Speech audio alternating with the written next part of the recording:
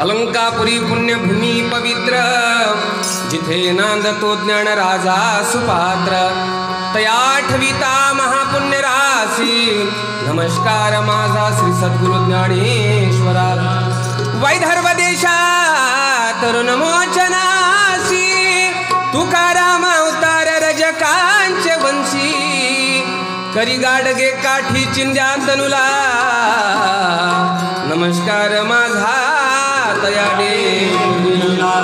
ओम श्री राम जय जय राम, ओम श्री राम जय जय राम, ओम श्री राम जय जय राम, ओम श्री राम जय जय राम, ओम श्री राम जय जय राम, ओम श्री राम जय जय राम. जय जय राम कृष्ण हरी, जय जय राम कृष्ण हरी, जय जय राम कृष्ण हरी, जय जय राम कृष्ण हरी, जय जय राम कृष्ण हरी, हरि राम कृष्ण हरी, जय जय राम कृष्ण हरी, जय जय राम कृष्ण हरी, जय जय राम कृष्ण हरी, जय जय राम कृष्ण हरी, जय जय राम कृष्ण हरी, जय जय राम कृष्ण हरी, जय जय राम कृष्ण हरी, जय जय राम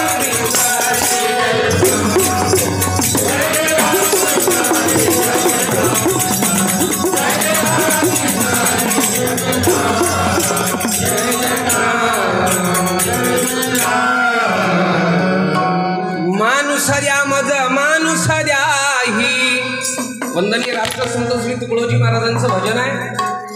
माणूस द्या मज माणूस द्याही, भीक मागता प्रभू दिसला तो हरी दिसला.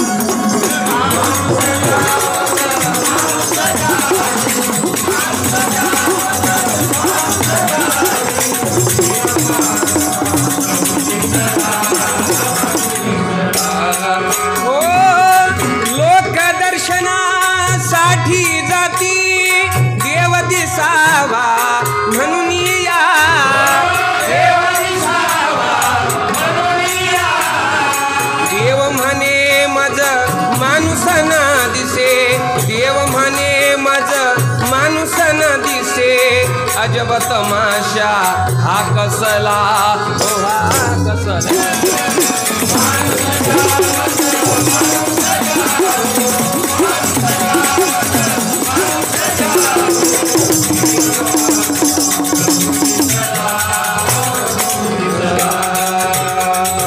गोपाला गोपाला देवकी नंदन गोपाल, गोपाला गोपाला गोपाला गोपाला देवकी नंदन गोपाला, देवकी नंदन गोपाला, तुकडोजी बाबा गोपाला, देवकी नंदन गोपाला, गाडगे बाबा गोपाला, गोपाला गोपाला देवकी नंदन गोपाल, गोपाला गोपाला देवकी नंदन गोपाल, गोपाला गोपाला देवकी नंदन गोपाल, गोपाला गोपाला देवकी नंदन गोपाल, गाडगे बाबा गोपाला, गाडगे बाबा गोपाला,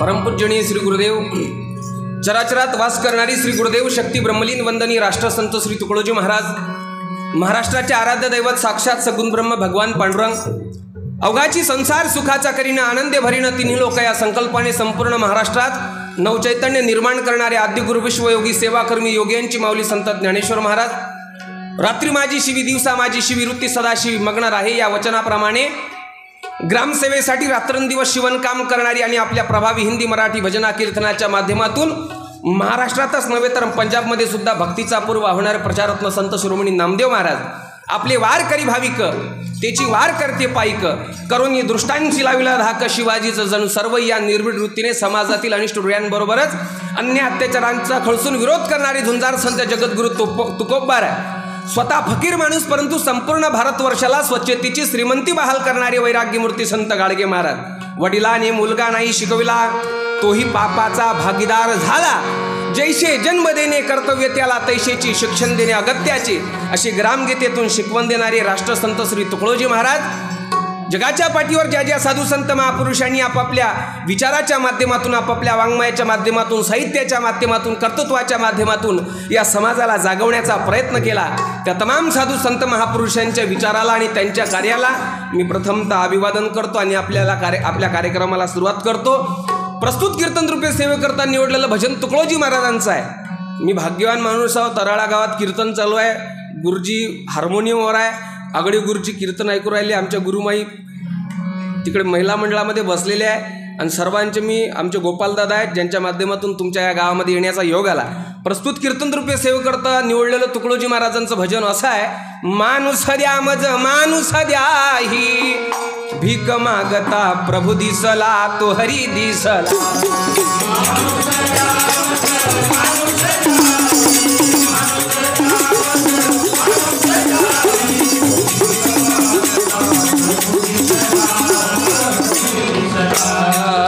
लोक दर्शनासाठी जाती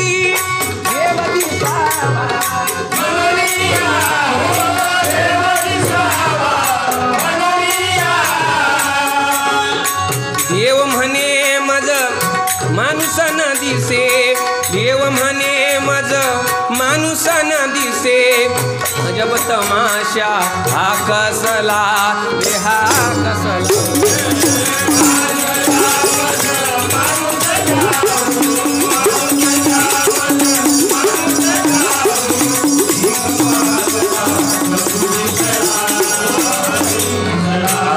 भजन तुकडोजी महाराजांचं आहे। आणि कीर्तन सुरू व्हायच्या अगोदर सर्वांनी एकदा आवाज द्या, बोलो भारत माता की। आपण 3 पार्टीतनी आवाज घेऊ, आपल्या कीर्तनाचा नियम आहे 3 पार्टीतनी आवाज घेऊ। पहिले लहान लहान लेकरं बोलतील, नंतर पुरुष मंडळ बोलून, नंतर मग आखरी महिला मंडळाचा नंबर आपण लावू। फक्त पोरांनी आवाज द्या। लहान लहान जी लेकरं बसले आहेत की नाही, हे तर पोट्टे बाल्कनीतच बसेल आहेत, झालं का? ओके काम आहे यायचं। सर्वांनी जी लहान लहान मुलं आहे त्या सर्वांनी एकदा आवाज द्या, बोलो छत्रपती शिवाजी महाराज की। तुम्ही माणसं जा काय?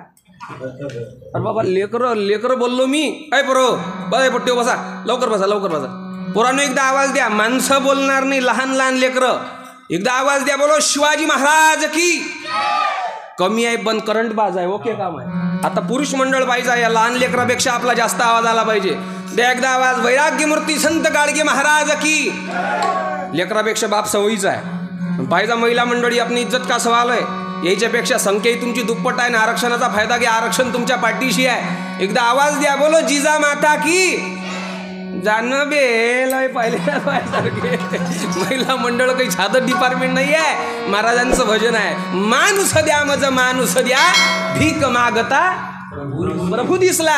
भजन असं आहे, माणूस द्या मज माणूस द्या ही भीक मागता प्रभू दिसला। आपले भजन करणारे लोक नेहमी सातत्याने पुरावे देतात। तुकडोजी बाबाले तर माणूस नाही भेटला, कोणाले? तुकडोजी महाराज आले तर माणूस नाही भेटला, पण महाराजांचं भजन काय म्हणते, माणूस द्या मज माणूस द्या ही भीक मागता कोण दिसला?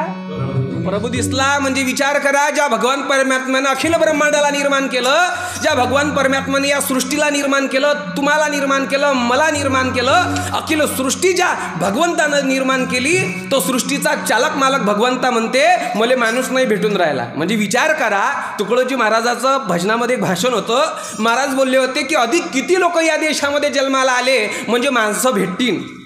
महाराज प्रश्न आहे की जगाच्या पट्टीवर भारत देशाची लोकसंख्या 2-3 क्रमांकावर असताना सुद्धा ज्या भगवान परमात्म्यानं या सृष्टीला निर्माण केलं, तोच सृष्टीचा चालक मालक म्हणते मले माणूस नाही भेटून राहिला। चमत्कार आहे। भजन महाराजांचं भजन पहिल्या कडव्यामध्ये महाराज असं म्हणतात, लोकदर्शनासाठी जाती देव दिसावा म्हणून या, अन देव म्हणे मज माणूस न दिसे अजब तमाशा कसला. पांडुरंगाचं दर्शन व्हावं, बोलत जा तुम्ही समोरचे लोक, पांडुरंगाचं दर्शन व्हावं म्हणून माणूस कुठं जाते?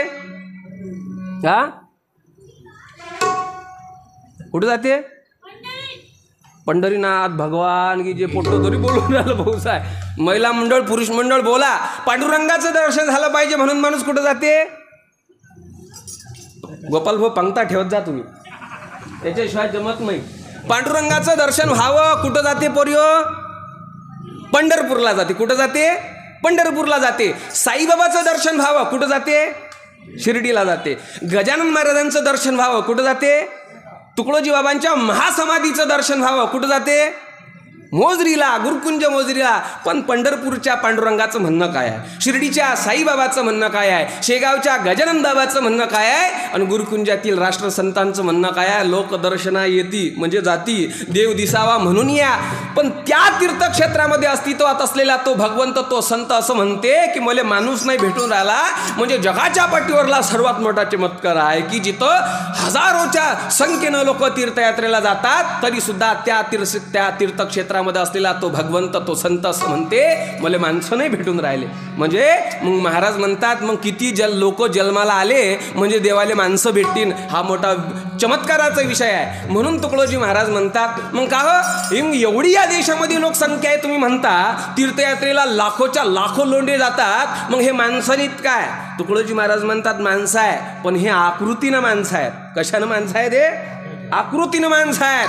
जमुक मेंढ्या कुत्रे डुकरे बहुत मिळेपरी काय करू.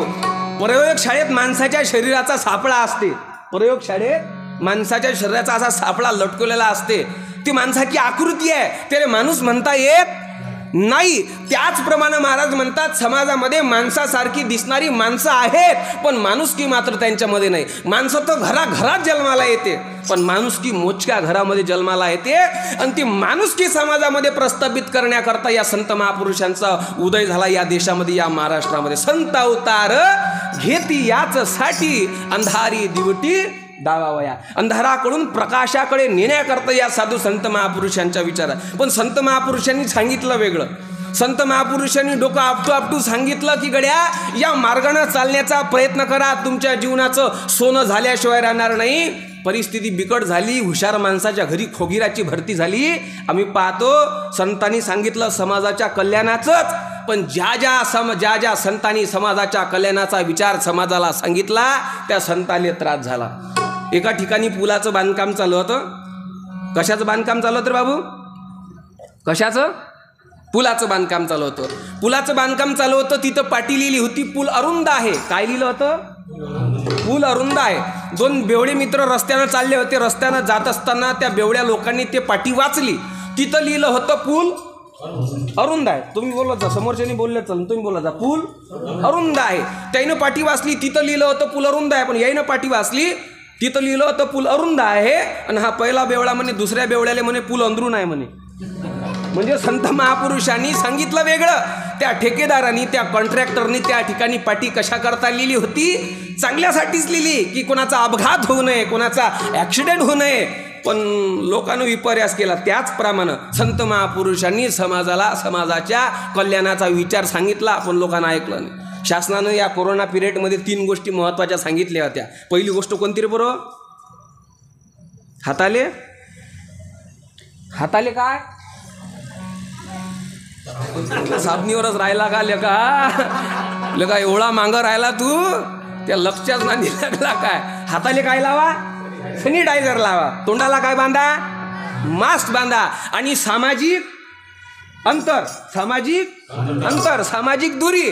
पण शासनानं डोकं आपटू सांगितलं पण लोकांना ऐकलं नाही. आमच्या गावात एक माणूस होता, रोज अमरावतीला जाय. म्हटलं पहिली लाट होती कोरोनाची. म्हटलं काका हे रोज अमरावतीला जाता, शहरासारख्या ठिकाणी जाता आणि कोरोनाची लाट चालू आहे संपूर्ण जगामध्ये. त्या कोरोनानं थैमान घातलेला आहे. तुम्ही रोज शहरात जाता, शहरातला कोरोना तुम्ही गावात आणसान. म्हटलं मास्क लावत जा. तो म्हणे मास्क लावला की जीव महकल्यासारखा करते, जीव घायभरल्यासारखा करते, उलट्या झाल्यासारखं वाटते आणि ते कसंच वाटते. 8 दिवस गेले. 8 दिवस उलटल्यानंतर डबल मास्क लावला. किती? डबल, सिंगल नाही डबल. म्हटलं काका या 8 दिवसात ना असं काय झालं की एवढं मोठं कसं काय परिवर्तन झालं? तो म्हणे एवढं काही विषय नाही. अरे म्हटलं 8 दिवसाच्या अगोदर एक मास्क लावायला तुम्ही तयार नव्हते आणि 8 दिवसाच्या नंतर डायरेक्ट डबल मास्क, कारण काय? म्हणे एवढं काही विशेष कारण नाही. म्हटलं काहीतरी कारण असलं पाहिजे. काही नाही म्हणे, ते अमरावतीला राजकमल चौकात गेलो म्हणे, पोलीसवाल्यानं 500चा दणका दिला म्हणे. कितीचा? 500चा दणका दिला म्हणे. वरून 2 सोटे मारले, तो भाग वेगळा. आणि तेव्हापासून म्हणे जीव मैकल्यासारखं काही करत नाही म्हणे, जीव घाबरल्यासारखं काही करत नाही म्हणे, उलट झाल्यासारखं, उलट म्हणे आरोग्यासाठी चांगला आहे म्हणे, नाकात धुळणी जात म्हणे. केव्हा पोलीसवाल्यानं 500चा दणका दिला तेव्हा. अरे संत शासनानं आता शासन तर आम्हाला आता सांगते, पण तुकडोजी बाबा ग्रामगीतेमध्ये कितीतरी वर्षाच्या अगोदर लिहितात, संताचे सांगणे प्रेमाचे, संताचे सांगणे प्रेमाचे आणि शासनाचे सांगणे दंडुक्याचे. ग्रामगीते ओवी आहे, वाचा तुम्ही.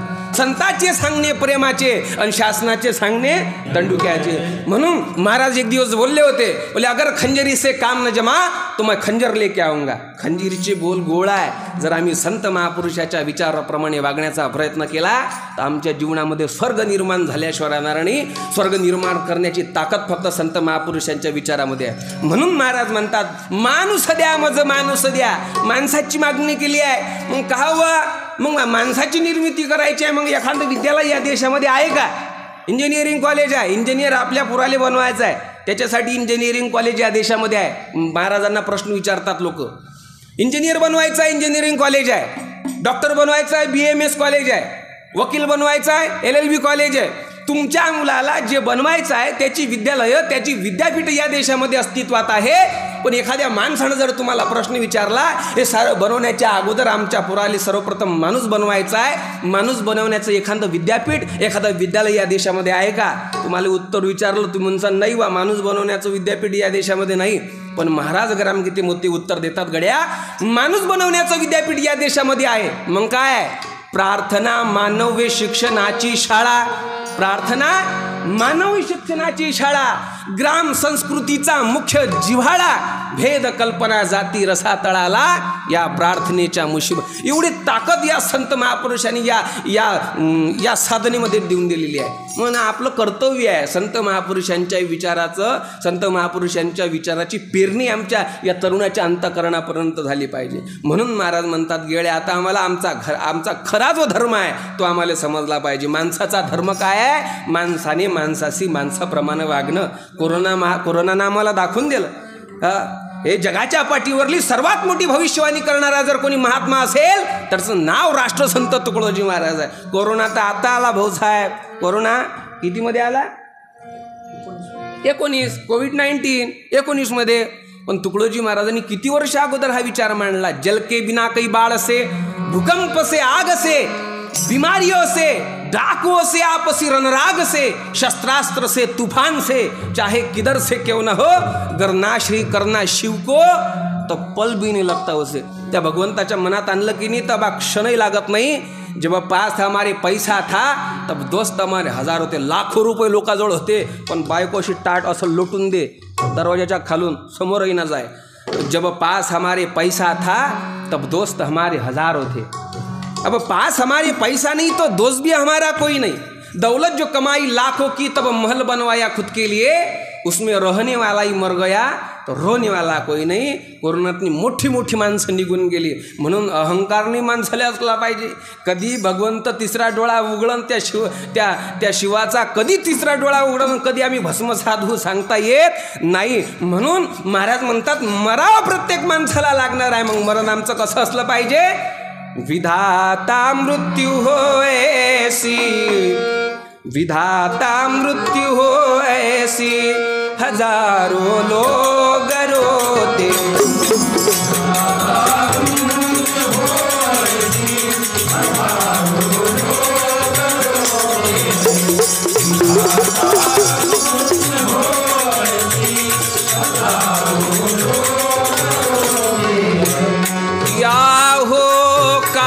गरीबों का दुआ सबसे बड़ी, उनकी दुआ सबसे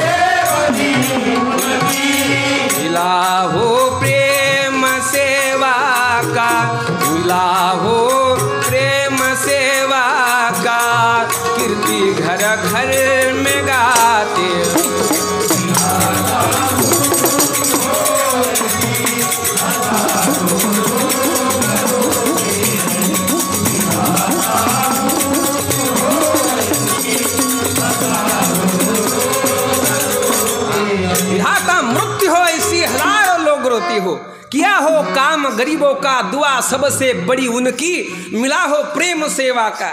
पण संत महापुरुषांनी सांगितलं वेगळं, आम्ही ऐकलं वेगळं. आम्ही महापुरुषाच्या नादीच नाही लागलो. संत महापुरुषांचा विचार कधी आम्ही आत्मसात करण्याचा प्रयत्नच केला नाही. आपलं गाव भाग्यवान आहे. मी तुमच्या गावाबद्दल बोलणार नाही, परंतु समाजामध्ये ज्या संत महापुरुषांच्या विचारानं प्रेरित हा समाज व्हायला पाहिजे, तो संत महापुरुष या पडद्याच्या आड राहिला. पडद्यामागची हिरो आहे ते संत. आणि ज्या साधूचं आम्हाला कवडीचं घेणं देणं नाही, चॅनल बदललं की साधू आहे देशामध्ये, पण ज्या संत महापुरुषांच्या विचाराची समाजाला नितांत गरज आहे. आता हे ज्यांची लेकरं कीर्तनात आहे की नाही, बा एखादा जुना माणूस नाही आला, याले विरोध नाही, पण नाही आला समजा कदाचित एखादा म्हातारा माणूस, तर त्याचं काही एवढं दुःख होणार नाही. पण हे उद्याचं भवितव्य, उद्याची पिढी, आजची छान बाल, उद्याचे तरुण कार्यकर्ते होतील, गावाचा पांग फेडतील उत्तम गुण. हे लहान लेकरं आहे की नाही, हे उद्याचं भवितव्य आहे. तुझं नाव काय रे बाबू? कर्तव्य. हेच आपल्या गावाचं कर्तव्य आहे. 2 मिनिटं उभा आहे, 2 मिनिटं उभा आहे, तू 2 मिनिटं उभा आहे. स्टँडअप. या पोरासाठी जोरदार टाळ्या वाजून स्वागत करा. दुसरा पोरगा, अय पोरा तू ना, हा उभा राह. तन्मय चतुर्वेदी उभा राह. आणि तो मागचा, तो शेजारचा काली पिलीवाला कार्तिक, 2 मिनिटं उभा राह. कार्तिक बस खाली, तू उभा राह आणि ये इकडे फास्ट. या कार्तिकसाठी सर्वांनी टाळ्या वाजवा. हे का करावं लागते? कारण की उद्याचं भवितव्य आहे. बच्चोत्तम तकदीर वकल की हिंदुस्तान की, उद्याचं भवितव्य आहे. एक माईक द्या या पोराले, एक माईक देऊन द्या. माईक लवकर माईक घे, द्या. घे रे बाळा घे. अरे 2 मिनिटं घे, 2 मिनिटं. आता मला सांग, तुझं नाव काय? पूर्ण नाव सांग. पूर्ण नाव? पूर्ण नाव नाही तुले? मग सांग ना. प्रदीप. हा प्रदीप भाऊ आहे का कीर्तनात? पाहि ना एकदा डोळे फिरव ना, पाहि तरी असं चूक बोली न तर बरं जाऊ दे. आई आहे का कीर्तनात? माईक तू घाबरू नको, तू याच गावचा ना? याच गाव. आपले गाव मी अपना राज, घाबरायचं काय नाही. मी 100 किलोमीटरवरून आलो. जवळ माईक घे. तुझं नाव काय? कार्तिक. बाबाचं? प्रदीप. बाबा कीर्तनात आले काय? माईकमध्ये सांग. माईक कुठं आहे? असं जवळ ठेव. आले काय? नाही. आई आली का कीर्तनात? हा पाय तर घरी फिरून डोळे. तू आता हा पोरगा आहे की नाही उभा राहा भाऊ, तो समोरचा पहिल्यांदा उभा केलता तो. ये कर्तव्य, ये इकडे. हे बा असे पोरं असले पाहिजे. हे बा टकाटक उत्तर देतात हे लेकरं. ये भाऊ पटकन ये. तू बस, तू एवढा मोठा झाला तरी पोरीसारखा लाजतो तू. ये बा अबा उलिशिक चिलाटी आहे पण लय कामाची आहे. माईक जवळ घे. नाव काय? कर्तव्य. बाबाचं नाव? संजय. आडनाव? बाईसकार. बाबा आले कीर्तनात? कुठे आहे? हातवर करायचे पप्पा, कर्तव्याचे पप्पा. क्या बात आहे. याच्यासाठी टाळ्या वाजवा. बाबासाठी टाळ्या वाजवा द्यायच्या. कारण कुडी कन्या पुत्र होती जे सात्विक, कुडी कन्या पुत्र होती जे सात्विक, कुडी कन्या पुत्र होती जे सात्विक, आणि तयाचा हरिक वाटे जेव्हा. ज्याच्या खानदानीमध्ये, ज्याच्या परिवारामध्ये सात्विक मुलं, चांगली मुलं जन्माला येतात, त्याचा हरिक देवाले वाटते. आणि ज्याच्या परिवाराचा हरिक देवाले वाटते, त्याच्यापेक्षा परिवार कोणाचा सुखी असू शकते हो. मग मला सांग, बाबा आले का कीर्तनात? आई आली का कीर्तनात? नाही आलं ना. बाबा आले की नाही? हे आहे. मायबाप कीर्तनात आले म्हणजे लेकरू कीर्तनात आपोआप. कोणी का असे ना, घरची आजी का असे ना, पण ते कीर्तनात येणं महत्वाचं आहे. आता तो मागचा आहे तो पोरगा. अय पोरा, अय निळी टी शर्ट, अय त्याच्या मागचा तो. तुझं नाव काय? तो मागचा. बरं तुझं नाव सांग. तुझं नाव सांग. हा बाबा तयारच आहे तो, तलवार घासून लगे. ये बाबू इकडे ये. हा ओरिजिनल कंपनीचा माल आहे. घे माईक घे. बस खाली तू. तुझं नाव सांग. पायरी चढ. नाव काय? बाबाचं? आडनाव? अमोल मिटकरी. अमोल मिटकरीला ओळखत नाही का तू? बरं मला सांग, बाबा कीर्तनात आले काय? आई कीर्तनात आली काय? ताई बाबा आले, याची आई आली, तो आई घरी, याची बाबा घरी. बोललाच कठीण काम आहे. बरं भाग्य आहे. कोणी का असे ना, आपण कीर्तनात येणं महत्वाचं आहे. आपण चालता बोलता कार्यक्रम खेळणार आहे. बाबू मिटकरी कोणता? चालता बोलताचा कार्यक्रम खेळणार आहोत कोणता?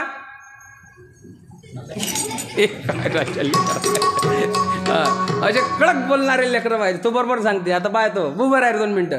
असे टणटण बोलले पाहिजे. एवढ्या दिवस सप्ते होतात तुमच्या गावात. असे पळाल बोलायला पाहिजे. नाव काय? कर्तव्य माहीत आहे. कर्तव्य मला सांग. चालता बोलताचा कार्यक्रम खेळणार आहोत कोणता? हा, चालता बोलताच्या कार्यक्रमात किती प्रश्न विचारले जातात? 3. आणि 3 प्रश्नाची उत्तर बरोबर दिली तर काय दिले जाते?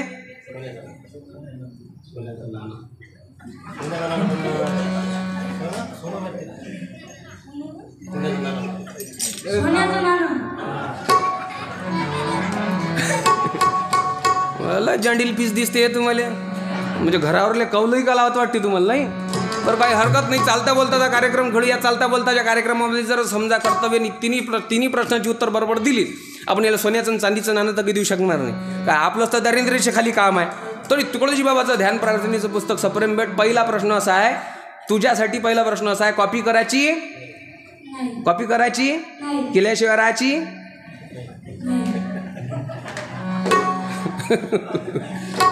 बुद्ध कोरोनाने हँग झाल्या शाळा बंद होत्या लय दिवस जायच्या. कॉपी करायची केल्याशिवाय राहायची? तू बोल ना, तो आहे बुद्धीनं बोल ना. कॉपी करायची केल्याशिवाय राहायची? हो की नाही? कॉपी करायची नाही ना? बरं झालं. मग पहिला प्रश्न तुझ्यासाठी असा आहे, मला सांग तुझ्या शर्टाले बटना किती? बोल. 5. मोज मोज.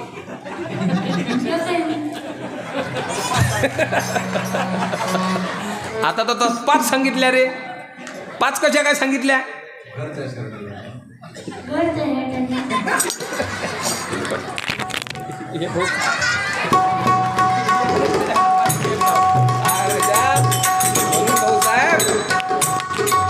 म्हणून म्हटलं होते बच्चो तुम तकदीर हो कल की हिंदुस्तान की. उद्याचं भवितव्य आहे. जाऊ दे, पहिला प्रश्न देव आले.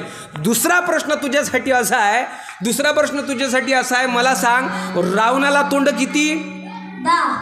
हा 10. किती रे पोरं? 10. किती? 10. बरं, काही हरकत नाही. रावणाला जर समजा 10 तोंड होती तर रावण झोपे कोण्या कळावर? हे 10 म्हणतो इकडे पाहिलं की इकडे, इकडे पाहिलं की इकडे. रावणाला जर समजा 10 तोंड होते तर रावण झोपे कोण्या कळावर? म्हणजे बाटीवर असा काही कळगिड काही फेरे नाही काय? लहान गेशिंग खतरा लावला त्यांना. अरे राजा, हा फरक पडला राजा तुमच्यात. म्हणजे कळगिड काही फेरे नाही. बरोबर आहे राजा. यानं लय चांगलं उत्तर दिलं. आम्ही यवतमाळ जिल्ह्यात कार्यक्रमाला गेलो. पोराला विचारलं, म्हटलं रावणाले तोंड कितीत? म्हणे 10. म्हटलं झोपे कोण्या कळावर? तर म्हणे उजव्या कळावर. म्हटलं उजव्या कळावर झोपे तर मुंडक्याची शटिंग कसा घालावे? नाही म्हणे झोपायच्या अगोदर पहिलं खड्डा खांडे म्हणे 5 किलो 5 फूट असे टाकले का असे ना असे, इकडून उपसले का इकडे, इकडेहून उपसले का इकडे. हे लेकर काय उत्तर देऊन सांगता येत नाही. म्हणून आता तुझ्यासाठी आखरीचा प्रश्न असा आहे, इकडून पूर्व दिशा, इकडून पश्चिम दिशा, इकडून जर उत्तर दिशा असेल तर मागून कोणती दिशा? पूर्व पश्चिम उत्तर. उरली कोणती दिशा? पूर्व पश्चिम उत्तर. उरली कोणती दिशा? दक्षिण. बरोबर आहे. आम्ही एका गावाला विचारलं, वणी तालुक्यात आमचा कार्यक्रम होता. मी विचारलं इकडून पूर्व दिशा, इकडून पश्चिम दिशा, इकडून जर उत्तर दिशा असेल तर मागून कोणती दिशा? ते पोट्ट म्हणे महाराज तुमच्या मागून की माय मागून म्हणे. म्हटलं का त्वयाच मागून सांग, पण सांग. म्हटलं इकडून पूर्व, इकडून पश्चिम, इकडून जर उत्तर दिशा असेल तर मागून कोणती दिशा? ते धवधव असं मागाच पाय. म्हटलं दालमी कुछ काला आहे. डबल विचारला, पूर्व पश्चिम उत्तर मागून कोणती दिशा आहे? ते बोट्ट म्हणे जाऊ द्या ना म्हणे महाराज म्हणे काय टेन्शन घेता म्हणे, मागून मा पॅन्ट फाटेल आहे म्हणे. हे लहान लहान लेकर आहे, हे उद्याचं भवितव्य आहे. म्हणून या कोवड्या कळ्या माझी लपले ज्ञानेश्वर रवींद्र शिवाजी. आज की संतान है कल का भारत, आज की संतान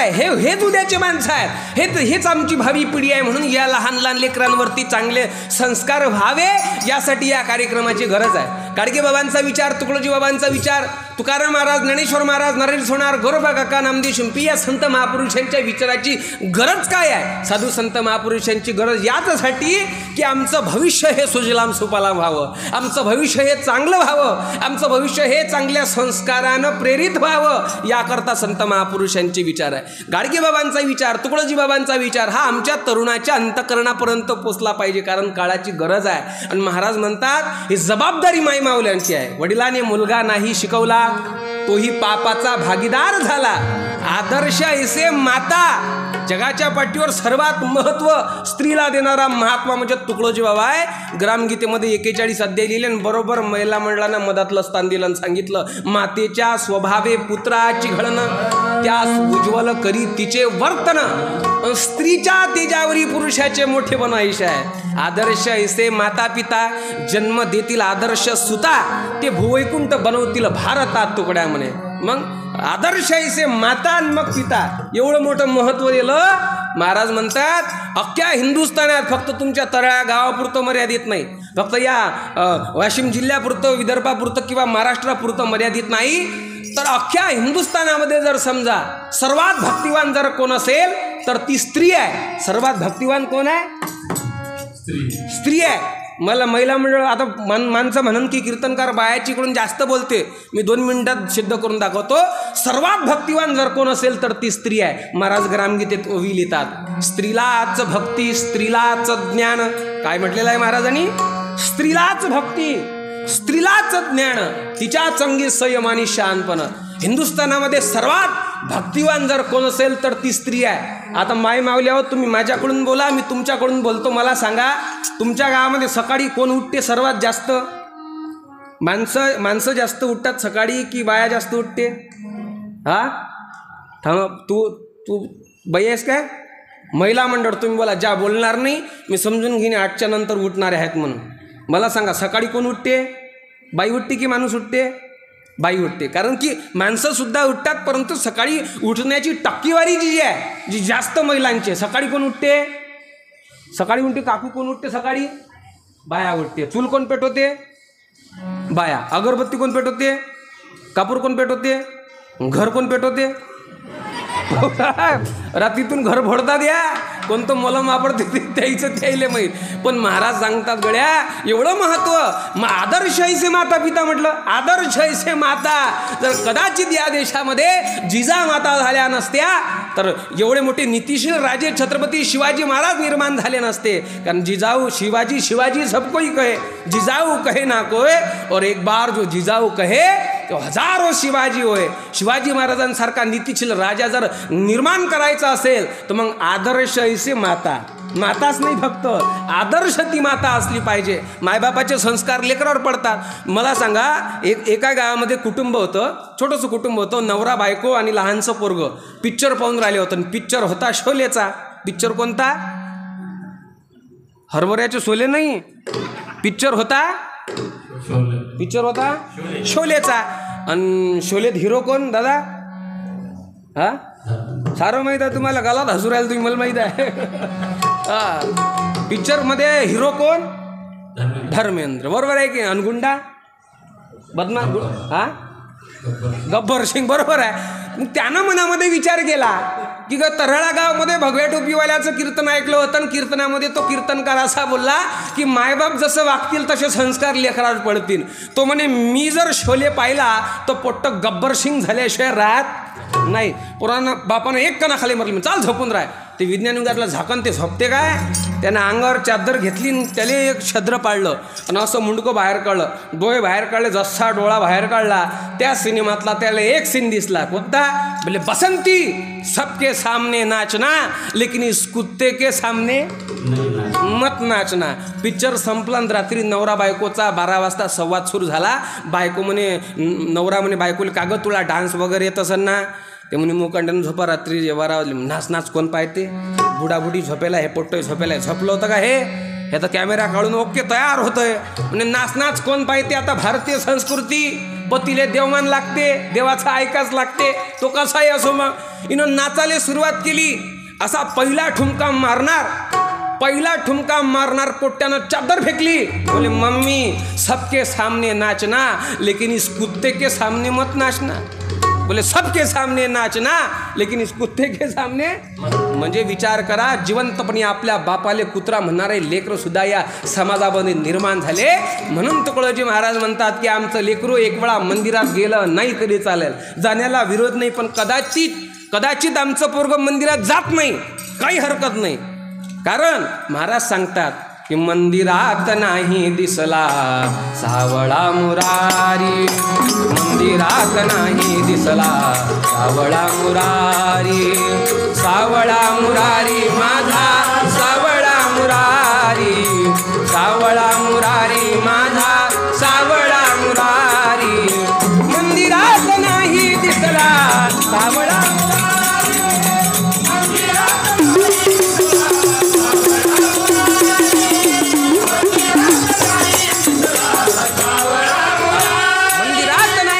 सावळा मुरारी.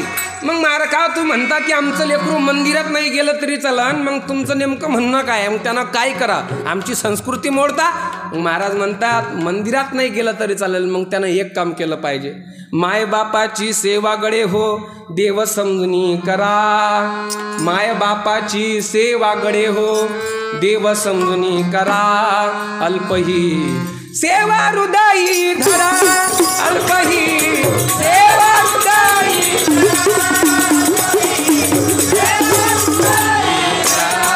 माय बापाची सेवा गडे हो देव समजून करा, माय बापाची सेवा गडे हो देव समजून करा, अल्पही सेवा हृदयी धरा, अल्पही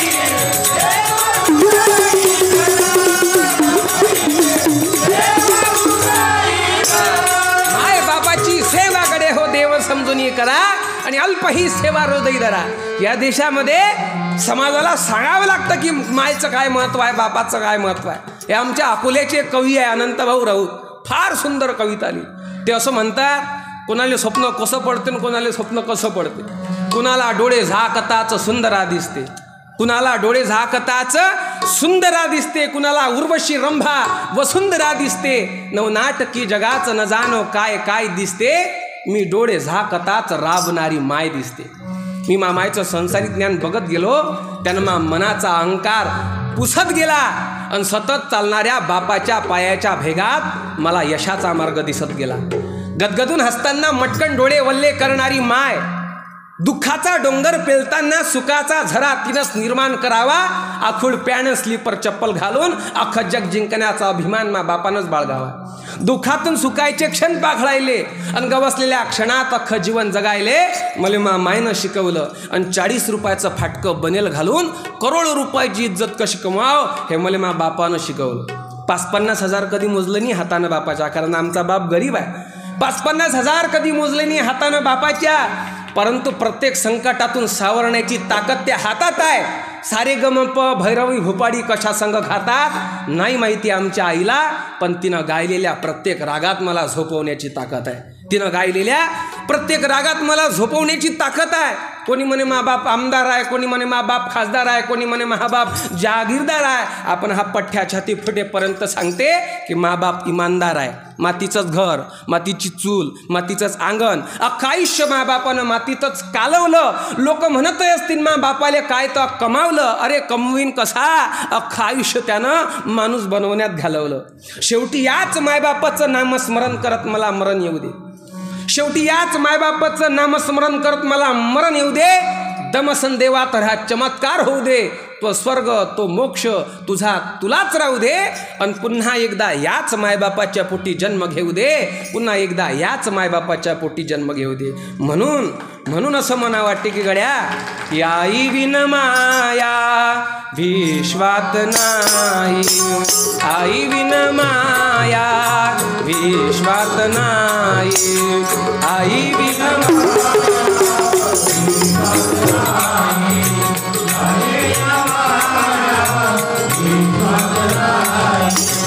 आई विन माया विश्वात नाही.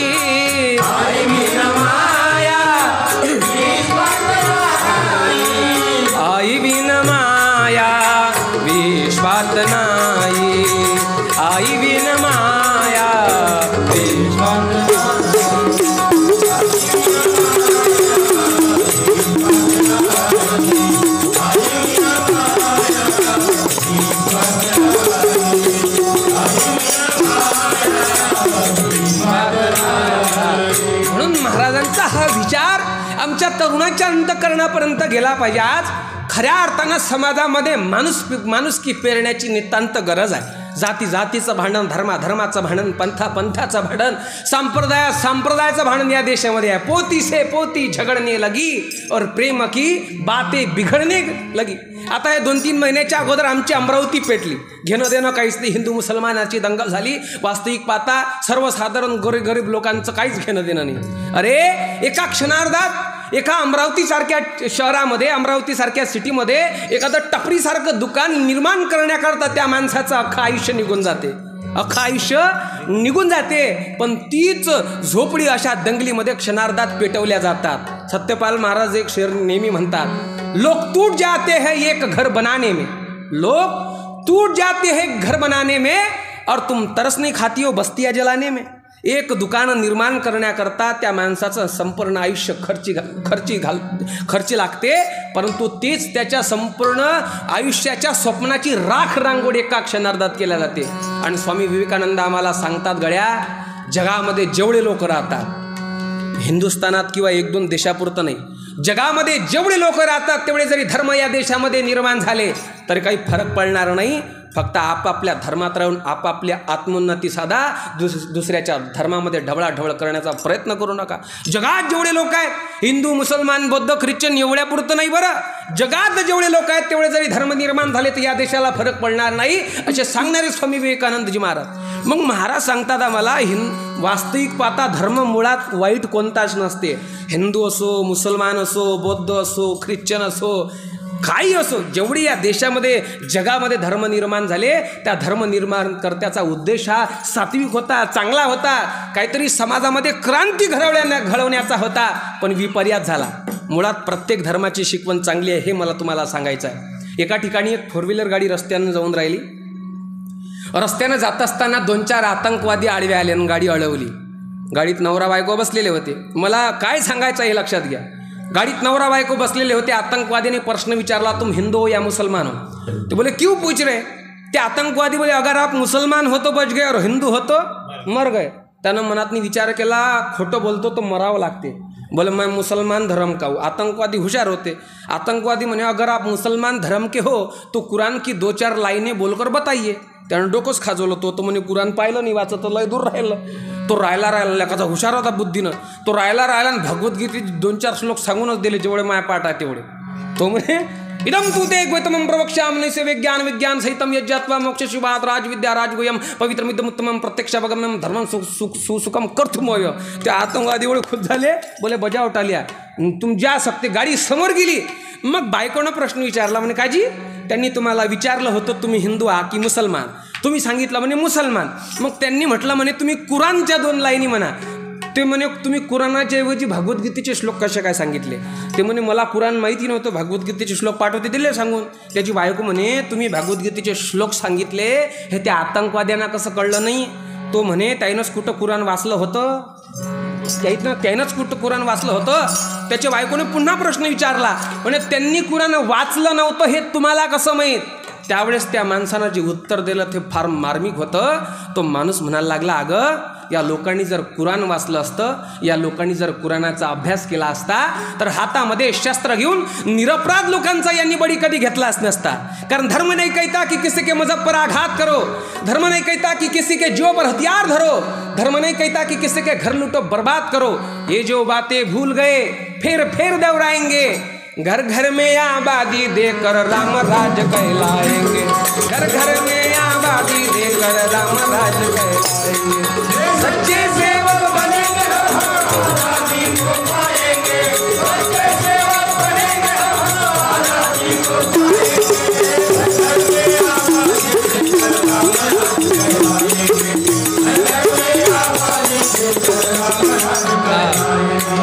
म्हणून माणुसकीचा विचार पेरण्याचं काम संत महापुरुषांनी केलं. गाडगे बाबांनी तोच विषय सांगितला. या संत महापुरुषांनी डोकं आपटू समाजाला सांगितलं, पण लोकांना ऐकलं नाही. आम्ही पाहतो अत्यंत वाईट परिस्थिती या समाजामध्ये निर्माण झालेली आहे. मग उद्याचं भवितव्य निर्माण करायचं असेल तर ह्याची सानसान बाल सर्वात महत्त्वाचा मुद्दा आपला. कारण की आपल्या गावामध्ये सुद्धा सुसंस्कार शिबिरं राबवल्या जातात. ही काळाची गरज आहे. एखादं कीर्तन कमी झालं तर चालन, पण या लहान लेकरासाठी सुसंस्कार शिबिराची नितांत गरज आहे. आदरणीय लांजोळकर गुरुजी त्याच्यावर नेहमी सातत्यानं भर देतात. आमच्यामध्ये 2 शब्द बोलण्याची ताकद निर्माण झाली, ती सुसंस्कार शिबिराच्या भरोशावर. गुरुजींच्या सानिध्यात आम्ही 3 महिन्याचं शिबिर केलं होतं. अगडी गुरुजीसुद्धा त्या शिबिराला भेट देण्याकरता आले होते. ही ताकद आहे सुसंस्कार शिबिर की साधनी. हे उद्याचं भावी राष्ट्र घडवण्याची ही ताकद आहे सुसंस्कार शिबिरमध्ये. हे लहान लहान लेकरं आहे की नाही, अपोरी हो शांत बसा. हे बा, आपण आपल्या लेकरांना, आपल्याला जर असं वाटत असेल की भविष्यामध्ये आपल्याला सुखापोटानं भाकर खाता यावी असं जर प्रत्येकाला वाटत असेल, तर तुम्ही कमावलेली इस्टेट तुम्हाला भाकर खाऊ घालणार नाही. तुम्ही तुमच्या मुलाला दिलेलं शिक्षणही तुम्हाला भाकर खाऊ घालणार नाही. मग त्या शिक्षणाबरोबर ज्या दिवशी तुम्ही तुमच्या मुलाला संस्कार भेटील, ते संस्कारच तुम्हाला शेवटी भाकर खाऊ घालणार आहे, अन्यथा तुम्हाला कोणीच भाकर खाऊ घालणार नाही. म्हणून हे लहान लहान लेकरं आहे की नाही, साधी नाही. 2 मित्र होते, जीवापाळ प्रेम करणारे. एक अभ्यास होता, एक संत वृत्तीचा अभ्यास होता, आणि दुसरा कॉपीवाला होता. मग पहिला वर्ग दुसरा वर्ग हुशार पोरानं अभ्यास करून पेपर लिहायचा, आणि कॉपीवाल्यानं त्याची पुरवणी घ्यानी याचा पेपर लिहायचा. 10व्या वर्गापर्यंत बरोबर बजेट बसला. आता 10व्या वर्गात काय शेजारी रोल नंबर भेटन काय नाही, पण त्याचे योग चांगले होते. एक डेस्क बेंच आळव्या पळेलून तो अळेलो हा म्हणे पाहिजो म्हणून 9व्या वर्गापर्यंत मी तुझ्याच भरोशावर पास झालो. म्हणे तुझी इच्छा काय आहे? नाही म्हणे तुझा पेपर झाला की मला पुरवणी दे. म्हणे काही हरकत नाही. पहिला पेपर, दुसरा पेपर, तिसरा पेपर संपले. 10वीची निकाल लागला. ज्यानं अभ्यास करून पेपर लिहिला त्याला 80%. अभ्यास करून पेपर लिहिणाऱ्याला किती? तबलेवाले मास्तर किती? 80%. आणि ज्यानं कॉपीतून पेपर लिहिला त्यालाही 80%. आता मला सांगा, किंमत कोणाची व्हायला पाहिजे? कोणाची? हाय रे आबा नाही मोठी गेशिंग लावलं. किंमत कोणाची व्हायला पाहिजे? बगर कॉपीवाल्याची व्हायला पाहिजे की नाही आबा? बरोबर बोलले. बगर कॉपीवाल्याची किंमत व्हायला पाहिजे. ज्यानं अभ्यास करून पेपर लिहिला त्याची किंमत व्हायला पाहिजे. मग गावातले काही आडवे फनकट असतात, बदमाश लोक म्हणे त्या पुराले म्हणे, हुशार पुराले म्हणे बाबाजी म्हणे पाय रात्र अभ्यास केला, किती भेटले? 80 पठ्ठ्या बाय म्हणे, दिवसभर निरा खतायनच फिरे म्हणे. त्यापेक्षा तर तो पुरला. आता ज्यानं अभ्यास करून पेपर लिहिला त्यानं मनामध्ये विचार केला काही किंमत नाही आपल्याला. तो म्हणे आता मी शाळाच शिकत नाही, एखादी 5-10 हजाराची नोकरीच करतो. यानं फॉर्म भरला, याला माहीत पडलं कॉपीवाल्याले. म्हणे का रे मला समजलं तू शिकत नाही. म्हणे नाही. करतं काय? म्हणे मी नोकरी करतो. म्हणे मी नोकरी करतो. म्हणे मी फॉर्म भरला. म्हणे मी फॉर्म भरतो. दोघांना फॉर्म भरले. दोघांना इंटरव्ह्यूसाठी बोलावलं. आणि जो हुशार पोरगा होता त्याला पहिल्यांदा बोलावलं. तो आज जाणार. या कॉपीवाल्यानं हात पकडला. म्हणे थांब, 10व्या वर्गापर्यंत कोणाच्या भरोशावर पास झालो? म्हणे माझ्याच भरोशावर पास झाला. म्हणे फॉर्म कोणाच्या भरोशावर भरला? म्हणे माझ्याच भरोशावर. म्हणे आता इंटरव्ह्यूमध्ये पास करण्याची जबाबदारी कोणाची आहे? म्हणे सारा ठेका मॅच घेतला, मी काय करू ते सांग. नाही म्हणे तू आतमध्ये गेला, साहेब लोकांनी जे प्रश्न विचारली त्याची उत्तरं फक्त मोठ्यानं देजो. म्हणे एवढंच आहे की नाही, काही हरकत नाही. हुशार पोरगा आत गेला आणि कॉपीवाला डायरी घेऊन बाहेर बसला. आणि हुशार पोराले पहिला प्रश्न विचारला. म्हणे आपल्या भारत देशाचे पंतप्रधान कोण? यानं जोरानं उत्तर दिलं. म्हणे नरेंद्र मोदी. कॉपीवाल्यानं लिहून घेतलं डायरीवर.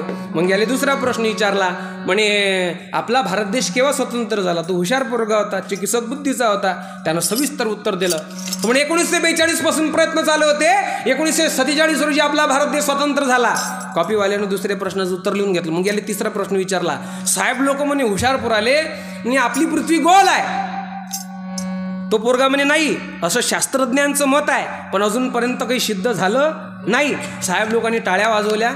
हुशार पोराले म्हणे तुम्ही उद्यापासून ट्रेनिंगवर या, तुमचा पगार सुरू. हुशार पोरगा बाहेर गेला, कॉपी बादर डायरी घेऊन अंदर गेला. आणि साहेब लोकांनी या पोराले प्रश्न विचारला कॉपीवाल्याले. म्हणे तुमचं नाव काय? म्हणे नरेंद्र मोदी. साहेब लोक चंब्यात पडले की दिल्लीतले गल्लीत आलेच कसे? बरं काही हरकत नाही. एका नावाचे 2 माणसं असू शकते. मग याला दुसरा प्रश्न विचारला. याला म्हणे साहेब लोक म्हणे तुमचा जन्म कधी झाला? हा म्हणे 1942 पासून प्रयत्न चालू होते म्हणे, 1947 झाला म्हणे. त्याच्यात अनेक आंदोलनं झाले, अनेक चळवळी झाल्या, तो भाग वेगळा. साहेब लोक म्हणे काही पागल गिगल झाला काय? तर म्हणे नाही असं शास्त्रज्ञांचं मत आहे म्हणे, पण अजूनपर्यंत काही ते सिद्ध झालं नाही म्हणे. म्हणून महाराज सांगतात ब्रीद जनतेचे चरित्रे नाचली सारी. या जनतेचं ब्रीद बिघडलेलं आहे. जनतेचं ब्रीद सुधरवण्याकरता तुकडोजी महाराज म्हणतात संताचा विचार हा महत्वाचा आहे. म्हणून महाराज म्हणतात माणसामध्ये माणुसकी निर्माण करायची आहे. तुकडोजी महाराज म्हणतात हे आकृतीनं माणसं आहे. मग महाराज प्रश्न विचारतात त्या भगवंताले, माणूस कसला हवा तुम्हाला सांगा तरी मी शोध करी.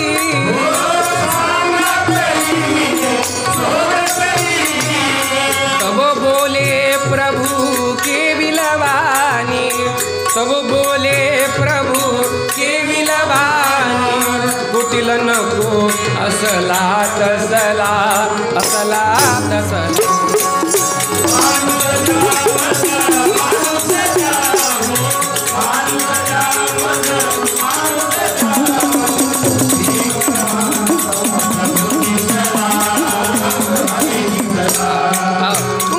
भगवान परमात्म्याला प्रश्न विचारतात की माणूस कसला हवा तुम्हाला सांगा तरी मी शोध करी.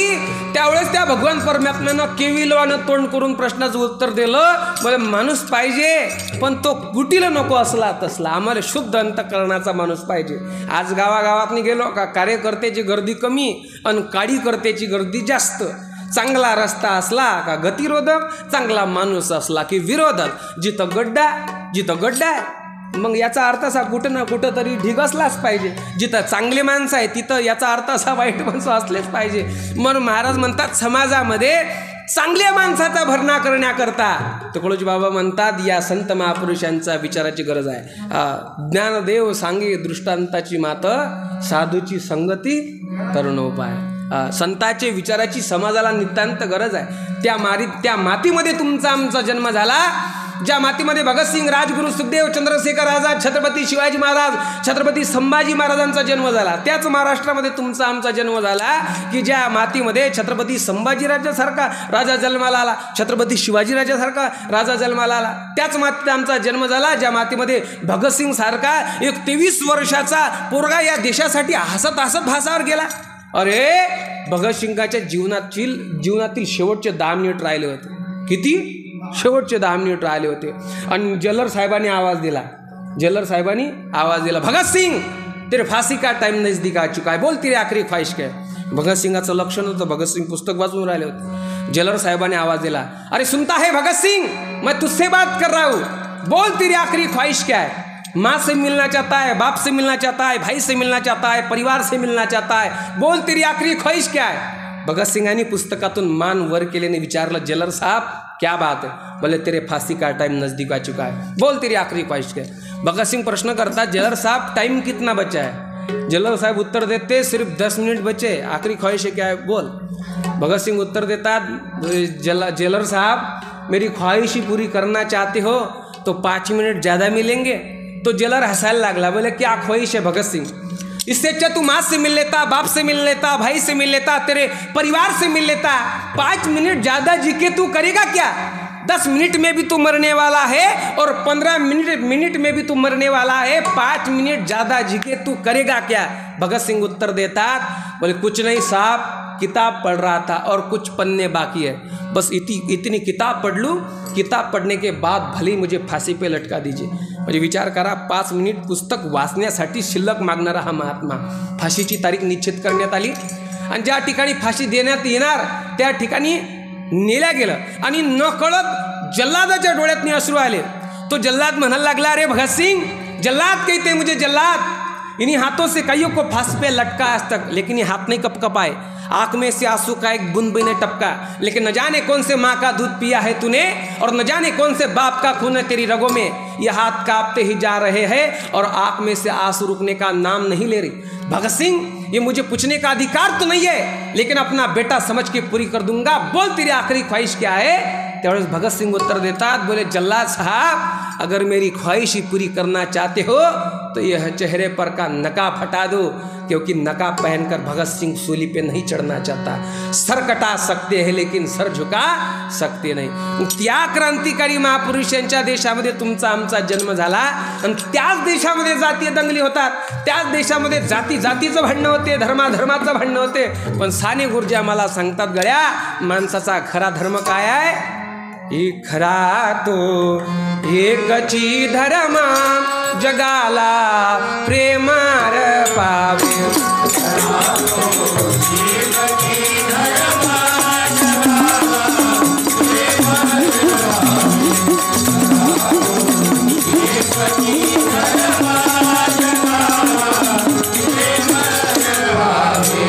प्रभूची लेकरे सारी तयाला सर्व ही प्यारी तयाला सर्व ही उन्हाना तू छले खावे उन्हाना तू छले खावे जगाला प्रेमार पावे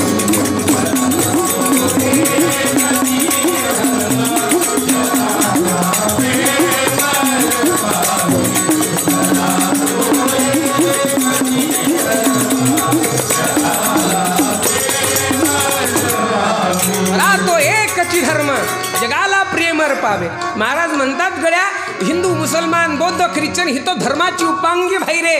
धर्म पोराचा पोर खेळ आहे. मग ही माणुसकी समाजामध्ये निर्माण करायची असेल तर तुकडोजी महाराज म्हणतात या लहान लहान लेकरावर चांगले संस्कार द्या. ही जबाबदारी आहे. उद्याचं भवितव्य तुम्ही आम्हाला निर्माण करायचं आहे आणि निर्माण करण्याची ताकद फक्त मायबापात आहे. आदर्श ऐसे माता पिता जन्म देतील आदर्श सुता. पण हे महिला मंडळ त्या त्या त्या परंपरेतनी अटकलं. आता या डिसेंबर जानेवारीमध्ये या महिला मंडळाचे कार्यक्रम असते. ते कोणता असते काकू आजी आजी ओ कांदा मुळा भाजी आजी बोलणं माय व म्हणून बुवार तोंड्या माझ नांदी लागला का रे बाबा. कोणता कार्यक्रम आहे. ए तिळगुळ घ्या आणि माणसं सांगून राहिले पण बाया सांगून राहिले जायचा कार्यक्रम त्या नाही सांगत. तिळगुळ घ्या आणि कडू बोला. आणि त्या दिवशी वटी भरतात बाया. विशेष म्हणजे वटी भरतात. वटीतनी काही नाही. हेकोळे चमचे सळले बोरं उसाचे पेरकंड आणि वाण म्हणून देतात. ज्या टिकली त्या बिटपीनं देतात. टिक करणं पण घे वाण म्हणून. टिकलीचं सोल्युशन गेलं टिकलीचं बकेट वाण म्हणून. फणी त्याच्यात 2-3 टेने मेलेले घे वाण म्हणून. म्हणजे माय वापरलेलं देतं काय. ती बुटी म्हणते पहिली इस्तेमाल करून फिर विश्वास करून. बापा आजी महिला मंडळ नावून उखाणे घेतात. उखाणे एवढे खतरा घेतात. एका बाईनं उखाणं घेतलं म्हणजे जशी काही स्पर्धाच लागते याची उखाण्यातनी. एक बाई म्हणे पिवळं हरिण त्याचे फेंगडे पाय. पिवळं हरिण त्याचे पिवळं हरिण त्याचे फेंगडे पाय. म्हणे आमचे खुशाररावजी दिसत नाही चौघाच्या खांद्यावर गेले की काय. हे महिला मंडळाची उखाणे. दुसरी बाई तिच्याही पेक्षा खतरनाक. ते बाई म्हणते पेन्सिलनी लिहावे रबळनी खोळावे. असं वाटलं कॉन्व्हेंटवर मास्तरीनेच आहे. पेन्सिलनी लिहावे रबळनी खोळावे आणि शिवराम भाऊ दारू पिऊन आले का बेलण्यानं झोळावे. एका बाईने तर उखाणं असं घेतलं का साऊंडवाल्या संग भांडण होतं का काय. ते म्हणे सोन्याची कॅटली आणि चांदीची बुटली. सोन्याची कॅटली आणि चांदीची असं वाटलं सोनाराचं दुकान हिचं ज्वेलरचं दुकान इथंच होतं. म्हणे सोन्याची कॅटली आणि चांदीची बुटली आणि रावाचं नाव घेते म्हणे साऊंडवाल्याची लुंगीच सुटली.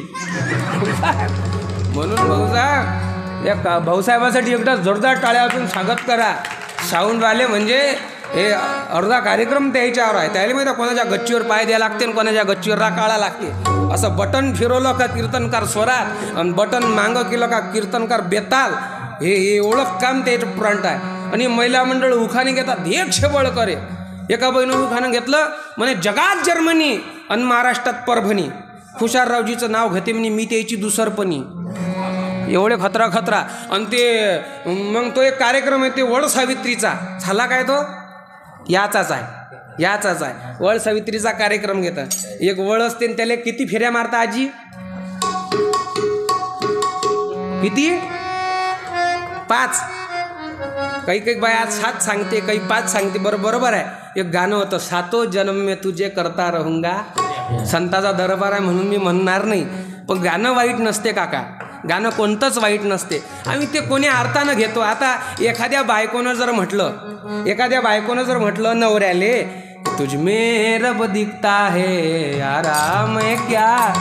अरे बाबा ही आमची संस्कृती आहे, पतीले देवमान लागते, आमची संस्कृती आहे. 7 जन्म मी तुझे करता रहूंगा. पाय जर बायकोनं नवऱ्याला म्हटलं काही गैर नाही आहे, कारण की ते वळाच्या फेऱ्या त्याच्यासाठी आहे, ती बुकिंग आहे. आज भविष्यामध्ये पुढच्या किती जन्मासाठी पाहिजे त्याची बुकिंग आहे भगवंतापाशी.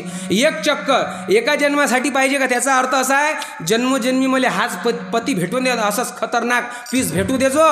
तीच मला सांगा, तिचा नवरा दारू पिणारा असला, ते मारझोड करणारा असला, कधीतरी म्हणून का मला हेच पीस दे म्हणून, ते तर म्हणून देवा कोणतंही दे, पण कंपनीचं दे, सॅमसंग दे, नोकिया दे, मायक्रोमॅक्स चालन, फक्त चायना मॉडेल सोडून दे. हा कधी हँग मारून सांगता येत, याची मेमोरी पुरी डिलेट झालेली आहे, आणि नाहीतरी रिंगटोना बदलत राहते. एकच दे पण कंपनीचा दे.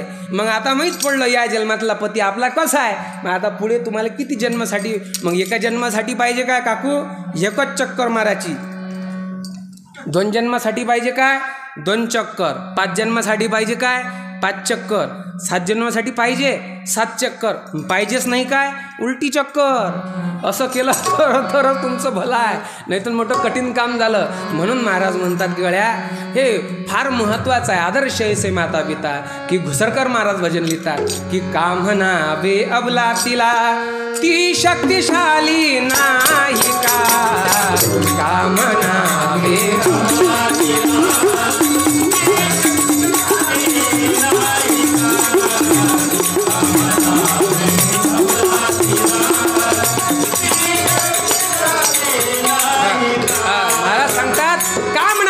तिला ती शक्तिशाली नाही का. एस टीच्या कंडक्टरपासून तर डॉक्टरपर्यंत आणि सभापती पदापासून तर राष्ट्रपती पदापर्यंत ज्या महिला मंडळांनी मजल मारली ही या महापुरुषांची पुण्याई आहे. एक काळ असा होता चुलन मूल एवढंच या मायमावल्याचं जीवन होतं, परंतु या संत महापुरुषामुळे या महिला मंडळांना समाजामध्ये आपल्या कर्तृत्वाचा ठसा उमटवण्याची एक संधी मिळाली, त्या संधीचं सोनं या मायमावल्यांनी केलं. ही ताकद आहे. आज पा कोण्याही डिपार्टमेंटमध्ये महिला मंडळ आम्हाला दिसतात. म्हणून मायमावल्यावर तुमची जबाबदारी आहे की आमची भावी पिढी निर्माण करायची असेल तर त्यांच्यावर चांगले संस्कार द्या. ही काळाची गरज आहे. गाडगे बाबा, तुकडोजी बाबा या संत महापुरुषांचा विचार आपल्या अंतःकरणापर्यंत पोचला पाहिजे. आणि मग महाराज प्रश्न विचारतात, माणूस कसला हवा तुम्हाला सांगा तरी मी शोध करी.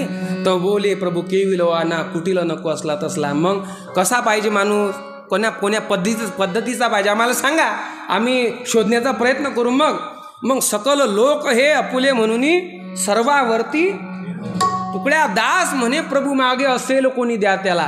जो सगळ्यावर प्रेम करतो अशा माणसाची समाजाला नितांत गरज आहे. अशा माणसाची निर्मिती करण्याकरता समाजामध्ये सात्विक वातावरण तयार होणं फार महत्त्वाचं आहे. सात्विक वातावरण निर्माण झालं, महाराज म्हणतात विश्वाचा घटक देश, गाव हाची देशाचा अंश, आणि गावाचा मूळ पाया माणूस त्याशी करावे धार्मिक. तो माणूस सात्विक झाला पाहिजे, माणूस धार्मिक झाला पाहिजे.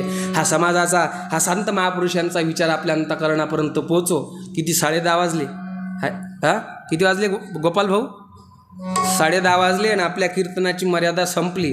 कारण मला पहिलेच टाईम दिला होता गोपाल भाऊनं, म्हणजे 10:30च्या बाहेर जर गेले तुम्हाला घरी जाऊ देणार नाही. आपला टाईम संपला. चालू दे की राहू देऊ? तुमची इच्छा असेल तर मी 5-10 मिनिट वाढू शकू. चालू दे की राहू देऊ? महिला मंडळ चालू दे की राहू देऊ? मुंडक्या नका हालू. चालू दे की राहू देऊ? चालू दे की राहू देऊ? चल दे म्हणा काय फुकट आला काय आहे? हा रे, कीर्तन आणि भजन आणि प्रवचन हे काही साधं डिपार्टमेंट नाही राहिलं. एवढी कठीण परिस्थिती या भजनावर आली. आम्ही गणपतीच्या पिरियडमध्ये आमच्या गावामध्ये आम्ही भजनाच्या तारखा देऊ. मग ज्याच्या घरी भजन करायला जाऊ ते घरच्या घर झोपून राहे. त्याच्या घरचा माणूस एवढा खतरा राही. त्या भजनावाल्याला म्हणे हे साखर घ्या, हे पत्ती घ्या. भजनावाल्याला म्हणे साखर घ्या, पत्ती घ्या, दूध घ्या, तुम्हीच मांडा, तुम्हीच पिया बुवा रे. त्याच्या घरची बाई तर असं खतरनाक पीस होतं. तेव्हा आरतीचं ताट घे. त्या आरतीवाल्याला म्हणे, त्या तबल्यावाल्याला म्हणे हे आरतीचं ताट घ्या, हे अगरबत्ती घ्या, हे कापूर घ्या, तुम्हीच लावा आणि तुम्हीच तुमच्या हातानं तुमची शेकून घ्या.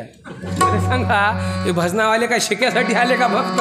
अरे आम्ही तारीख दिली, तारीख देतच नाही, पण दिली तारीख. ज्याच्या घरी भजनाची तारीख दिली, ज्यानं तारीख घेतली त्यानं मारली कापसाच्या गंजीवर उडी. त्याच्या म्हणे खाली झोपतो तर भजनावाली उठवते आयक भजन. कोणी उठवलं नाही पाहिजे म्हणून कापसाच्या गंजीवर जाऊन झोपला. बरं झोपला तर झोपला, बायकोले सांगून झोपला. म्हणे या भजनावाल्यानं चहा मागतला तर देजो, नाही मागतला तर तसंच राहू देजो. लहान बुवाऱ्या बदमाश ऐकतो. मग त्याची बायकोही तेवढीच खतरा होती. मग भजन रंगात आलं. भजगन राज जयाल डुबू डुबू डुबू भजन ऐकले कोणीच नाही. एक म्हातारा बुडा आला, त्याच्या दोन्ही डोळ्याचं ऑपरेशन झालं, ते भीतीला टेकलं होतं, त्यानं टाय वाजवले आणि टाय आपण मतीच खाली पडले. म्हटलं बुड्याला अटॅक आला, काया चष्मा लागला, तर त्याच्यामुळं डोळे बंद आहे का उघडे ते काही समजे नाही. खालून पाहिलं बुड्यानं डोळे लावले होते. भजन रंगात आलं, भजन आज होतं यार, डुबू डुबू डुबून चालू. भजनात पेटीवाल्याला फोन आला, म्हणे मेंढी आली रे मेंढी. मग भाऊसाहेब तबल्यावाला म्हणे एका दाण्यानं गेलं, सारं दुकान लंब झालं. आणि मग भजन रंगात आलं, आणि त्या घरच्या बैले म्हटलं निदान काकूच्या हात मांडा. भजन रंगात आलं, भजनं कळव्यावर वाढलं, पण तिची झोप काही आवरे नाही. ते डुलक्या तिनं चुलीत उभाय सुरू केला, वर गंज ठेवला, आणि वर होता दिवा, लाईन गेली. भजन सुरू, भजन वाढलं आमचं, कळव्यावर कळवं घेतलं आमच्या गायकानं. भजगन राज याला असं करता करता या बाईची की झोप आवरली गेली नाही. डुलकीवर डुलकी असं करता करता हिची झोप आवरली गेली नाही. दोन्ही हात गेले चुलीतनी, मुंडकं गेलं चहाच्या गंजात, वर होता टेंबा पडला हिच्या अंगावर. म्हणे वाचवा वाचवा वाचवा. एक कापसाच्या गंजीवर शिडीनं चढलं होतं बरं. बायकोच आवाज आल्याबरोबर ताळकन उडी मारली, आणि एवढी जाडी हातात काडी घेतली. म्हणे सांग याच्यातला कोण कोण होईत. मला सांगा, हे पेटवाले गेले होते काय? भजनावाले पेटवाले गेले होते काय? आणि त्या बहिणीनं जरा म्हटलं असतं हे तबल्यावालेच होय. किती आपद आली असती. बरं झालं त्या बहिणीनं बयान चांगलं होत दिलं, टेंबा अंगावर पडला आणि पेटली. तिनं म्हटलं असतं हे तबल्या पेटीवाले होतं, नाही तर बिना भाड्याच्या खोलीत असतो आपण आता. म्हणून महाराज सांगतात, गड्या भजनाची चालता परंपरा, जना मिळे सतप्रवृत्तीचा जरा, लोक शिक्षणाचा यापूर्वी पाय दुसरा नाही सात्विक. समाज जागृतीचं एकमेव प्रभावी माध्यम. महाराज म्हणतात दिल मन से गाऊंगा तेरा भजन. पण महाराज म्हणतात मी माझं भजन कशा करताय? देवा तुला प्रसन्न करण्याकरता माझं भजन नाही आहे. मला प्रसन्न व्हावं किंवा मला काही तू द्यावं यासाठी माझं भजन नाही आहे. माझं भजन फक्त एकाच गोष्टीचं आहे, एकाच गोष्टीसाठी आहे. कशासाठी? कि दिल मन से गाऊंगा तेरा भजन, ऊंचा उठा दे मेरा प्यारा वतन.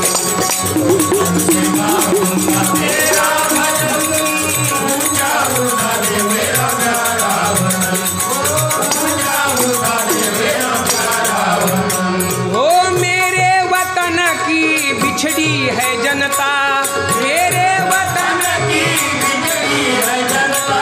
किसी के किसी संग नहीं जमता, किसी का किसी के संग नहीं जमता. इसलिए मैंने ठानी है मनता, इसलिए मैंने ठानी है मनता. वो सब नेताओं में कर दे मिलन, तब दूर होगी मेरे दिल की जग. हो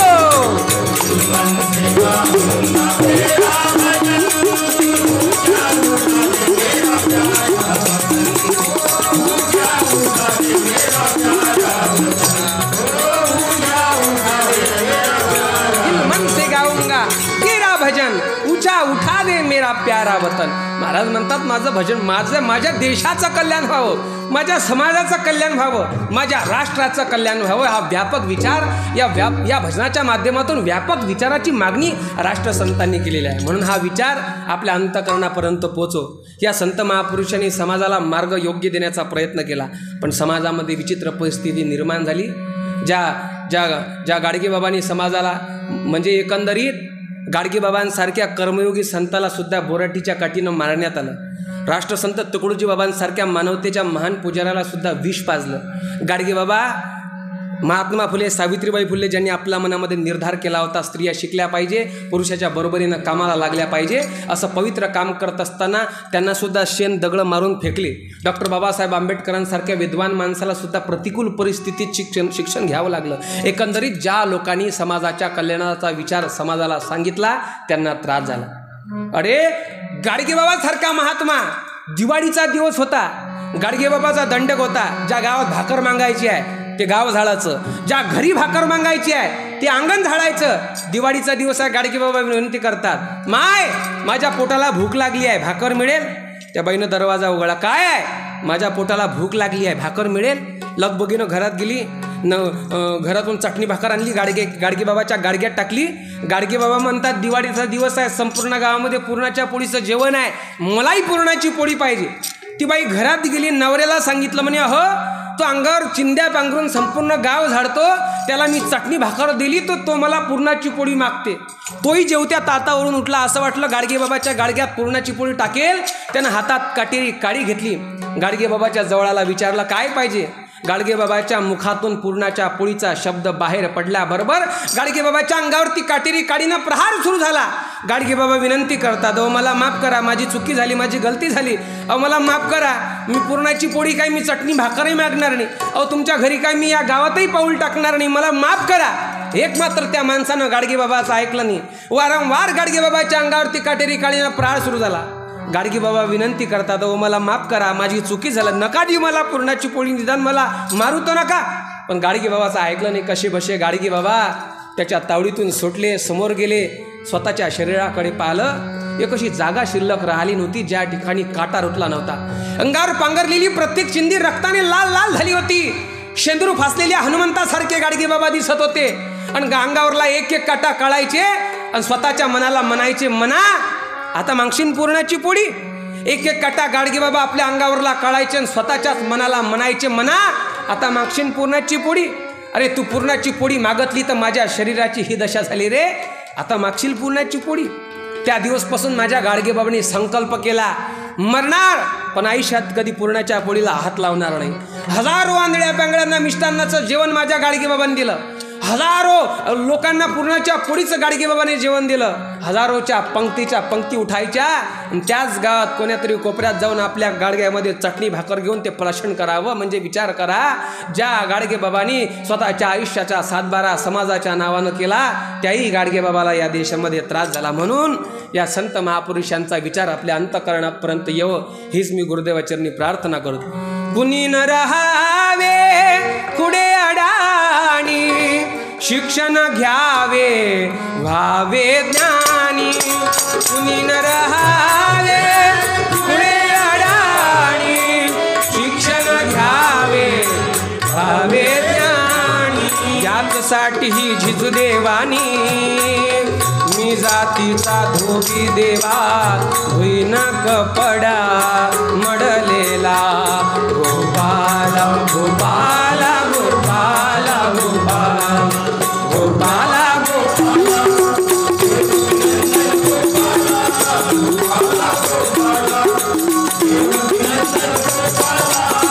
सांभाळ ही तुझी लेकरे.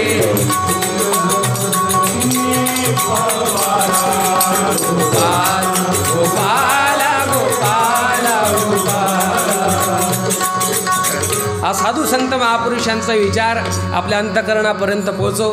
बायजी महाराजांच्या या पवित्र दरबारामध्ये आदरणीय गोपालदादा गायकवाड आम्ही शिबिरातले मित्र गुरुजींच्या मार्गदर्शनाखाली ज्या नांदुऱ्याला शिबिर झालं होतं त्या शिबिरातले आम्ही दोन्ही विद्यार्थी गुरुजींनी आम्हाला त्या ठिकाणी कीर्तनाचे धडे सांगितले.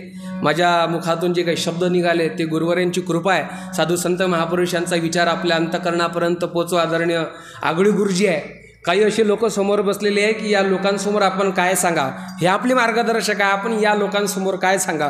पण हे तुमचं प्रेम आहे, तुमची आपुलकी आहे. आम्हाला शाबासकीचा धक्का तुमच्यामुळं प्राप्त झाला म्हणून आम्ही या तराळा गावामध्ये या व्यासपीठावर एवढ्या मोठ्या व्यासपीठावर कीर्तन करण्याची संधी मिळाली. तुमच्यात आणि माझ्यात फरक काहीच नाही. मी उभा तुम्ही बसेला, फरक काहीच नाही. विषय एवढाच आहे, कलाकार कोणता असो त्याला शाबासकीचा असा धक्का भेटला की तो मोठा होत असते. खोटी गोष्ट आहे का बाबाजी? खरी गोष्ट आहे. ते असं झालं, एका गावातनी शर्यत लागली, जो 4 मजली बिल्डिंगहून खाली उडी मारून दाखवून त्याला 10 लाख रुपयाचं बक्षीस. मी बिल्डिंग किती मजली? 4 मजली. बक्षीस किती? 4 मजली वाढून दिली मा बाबानं. 4 मजली बिल्डिंग आणि 10 लाख रुपयाचं बक्षीस. आता 4 मजली बिल्डिंग उडी मारण कोण? बरोबर, मारल्यानंतर मरणार नव्हता, खाली नेट लावली होती जाडी. ते उडी मारली का त्या जाडीत पडणार होता. उडी मारणार कोण? 1 घंटा 2 घंटे 2.5 घंटे 3 घंटे 3.5 घंटे झाले उडी मारायला कोणीच तर नाही. पोलीसवाले मिलिटरीवाले हजारो लोक, पोलीस ते रिपोर्टर न्यूज रिपोर्टर हजारो लोक त्या ठिकाणी तयार झाले. उडी मारायला कोणीच तयार नाही. 3.5 घंट्यानंतर एक 84 वर्षाचा म्हातारा आला, असा कणकण आला आणि ताळकण उडी मारली. उडी मारल्याबरोबर फोटोग्राफर न्यूज रिपोर्टर बुड्याले डायरेक्ट संध्याकाळी 9:30च्या बातम्यात बोलावलं आणि बातम्या देणाऱ्या बाईनं प्रश्न विचारला, म्हणे बाजी 10 लाख रुपयाचं बक्षीस कमावलं, तुम्हाला कसं वाटून राहिलं? ते बुटगं एवढं कर होतं गुपचाप 10 लाख रुपये घेऊन घ्यावं की नाही, तेवढं बदमाश होतं. म्हणे बाबाजी 10 लाख रुपयाचं बक्षीस कमावलं, तुम्हाला कसं वाटून राहिलं? ते बुडगं म्हणे तुमचे 10 लाख रुपये चुलीत जाऊ द्या म्हणे, मला धक्का कोण दिला ते सांगा म्हणे पहिले. म्हणजे त्यानेही बिचारानं उडी मारली नव्हती, ते तुमच्या मायासारखं पाहायला गेलं, त्याला मागून धडक मारली, ते पडलं खाली. 10 लाख नाही भेटले चालन, पण धक्का मारणारा सापडला पाहिजे. म्हणून हा विचार तुमच्या प्रेमाचा धक्का ना आम्ही इथं. म्हणून हा महाराजांचा विचार आपल्या अंतःकरणापर्यंत पोचो हीच मी गुरुदेवाचरणी प्रार्थना करतो. आणि जाता जाता एक महिला मंडळाच्या फायद्याची गोष्ट सांगून देतो. सांगू की राहू देऊ काकू? आजी बुवारा मायास नांदी आहे का? आजी काही गोष्ट निघून राहिली. सांगू की राहू देऊ? सांगा. बरोबर. हे बा शास्त्र असं सांगते महिला मंडळाचा उजव्या पायाचा अंगठा शेजारचं बोट, ते जर समजा अंगठ्यापेक्षा मोठं असलं तर ते बाई आपल्या नवऱ्याला आयुष्यभर ताब्यात ठेवते. ते बघ काकू कशी बोट पाहिजे ते पाहते तरी म्हणत असन पिंट्याचा बाप मा समोर जात कोण नाही. काकू नका आजपर्यंत बोट पाहिलं नाही. भाऊ हा महाराजांचा विचार अंतःकरणापर्यंत पोचो. गोपाल भाऊ मला या ठिकाणी संधी मिळेल त्याबद्दल सर्वांचे आभार मानतो. आदरणीय गुरुजींनी कीर्तनामध्ये हार्मोनियम वाजवली त्यांचेसुद्धा मी विशेष आभार मानतो. आमचे तबलावादक यांचीसुद्धा मी विशेष आभार. आपलं गावचं गुरुदेव शिवमंडळ यांचीसुद्धा आभार. माझे वडील या ठिकाणी आलेले आहेत त्याचे आभार. आपण सर्वांनी ऐकून घेतलं तुमचे आभार.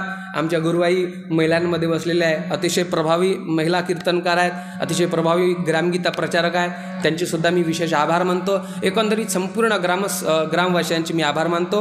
ज्ञानेश्वर मावली ज्ञानराज मावली, ज्ञानेश्वर मावली ज्ञानराज मावली, ज्ञानेश्वर ज्ञानेश्वर ज्ञानेश्वर माऊली ज्ञानराज माऊली, ज्ञानेश्वर ज्ञानेश्वर